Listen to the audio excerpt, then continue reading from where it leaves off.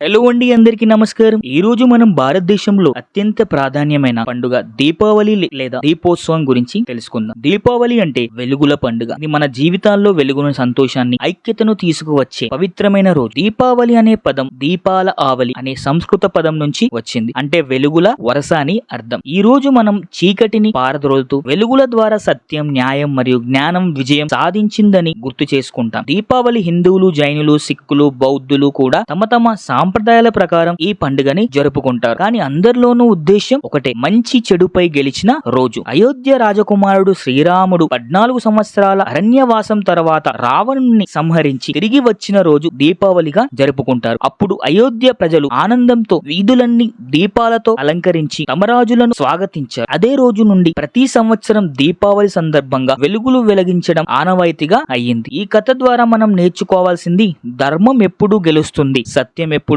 నిలుస్తుంది. ఎప్పటికీ వెలిగిస్తూ సుఖశాంతి ఐశ్వర్యం నింపాలని కోరుకుంటూ మీ అందరికీ దీపావళి శుభాకాంక్షలు. Thanks for watching video. మీకు ఈ వీడియో నచ్చినట్లయితే ఒక లైక్ కొట్టండి, ఒక చిన్న సబ్స్క్రైబ్ అనేది చేయండి.